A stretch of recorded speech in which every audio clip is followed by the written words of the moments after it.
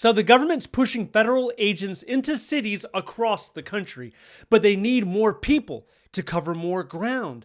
They're trying to ramp up ICE as quickly as they can, and it hasn't all been success. It's hard to get someone through that process.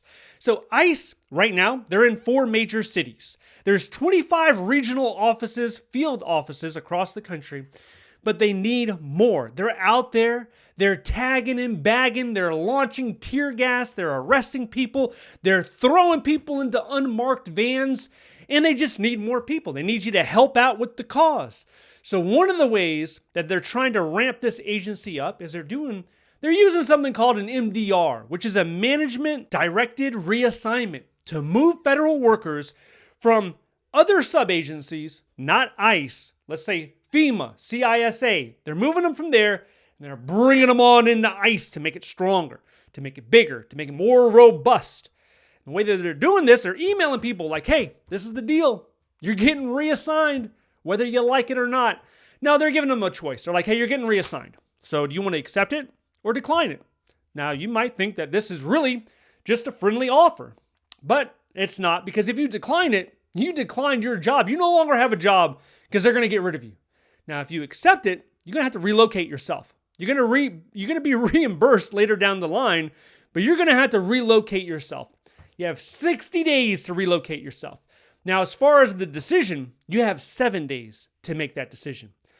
And you're not just staying in Maryland or Virginia or wherever you're at right now. No, you're going to pack your bags. Probably going to go out to Florida, maybe California, could be in Arizona. I'm not exactly sure. I know there's a lot of ICE agents in California and in Florida, so you could be relocated to one of those spots. But let's say your kid's in high school. Doesn't matter. Pack your bags. You're going to go.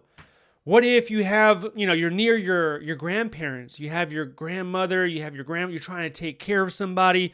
Maybe it's your uncle. Doesn't matter. Pack your bags.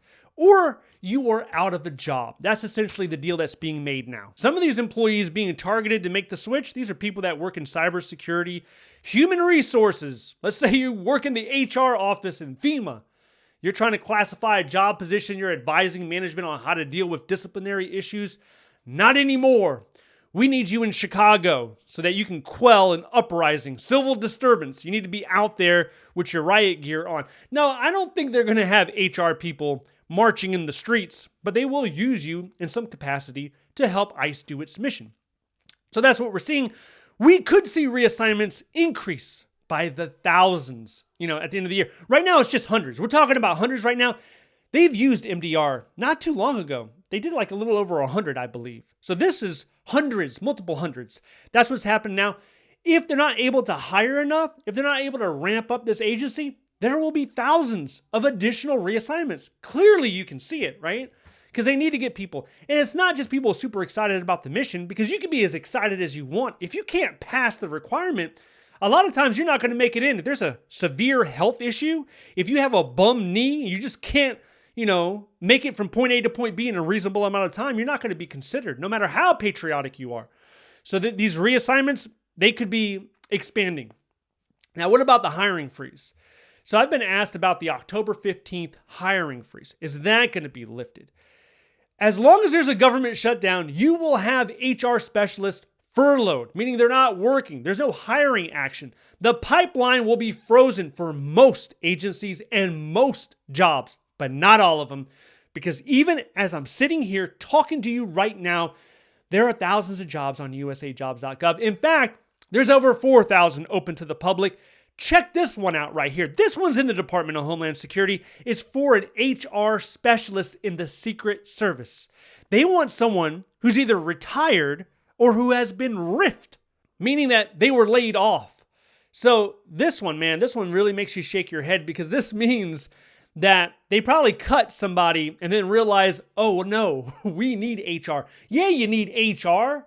You want to do riffs? You want to do large scale layoffs? Or you want to You want to ramp up hiring? It doesn't matter where you want to take that agency. You need HR there. What are you doing cutting them?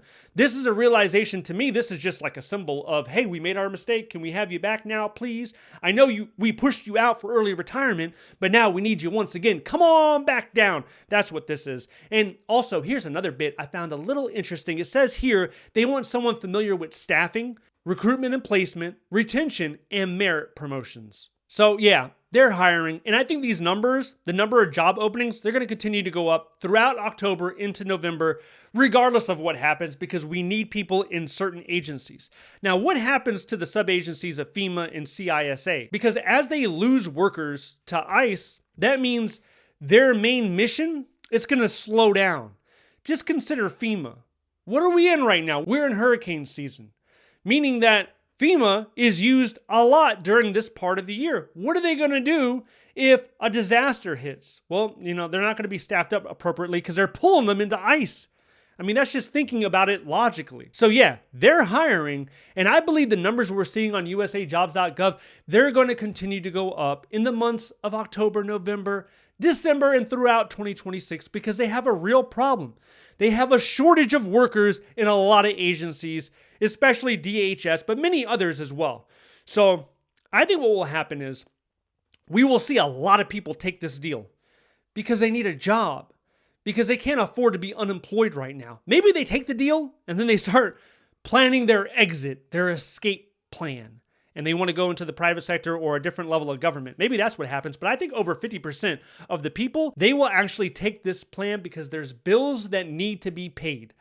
Speaking about bills, I don't know if you've heard it yet or not. Maybe you haven't. Maybe I'm the first person to tell you, but your healthcare premiums are going up in 2026. Your healthcare premiums are going up by something like 12%, which is a lot higher than that 1% raise federal workers are expecting in 2026. Why are they going up? Well, one reason is inflation. That's right, inflation is making the prices go up higher. Also, the drug cost period. Now, I know we're told that healthcare is going to be a lot more affordable, but that's not what we're seeing in 2026 when it comes to the premiums. And some people, they're going to have to switch to a lower plan because the money is just not there. And for other people, it is not an option. Because of their health condition, it is not an option to switch to a lower plan. And this is going to have a severe impact when it comes to people working in the federal government because it's going to become an impossibility. They're not going to be able to do it.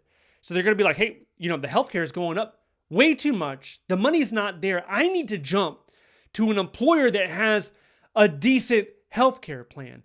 And when you're doing side-by-side comparisons in 2026, it looks like the federal workers, they're paying a higher premium when in terms of the percent increase. The percent increase is higher for federal workers than private sector employees. Now, as you're aware, the government is still shut down. The government is going to be shut down for a considerable amount of time. If you want the latest information and news revolving around the government shutdown and what to expect for next week, I want you to check this video out next. Stay updated by signing up to the free newsletter down below. Thank you so much for watching. I'll see you in the next one.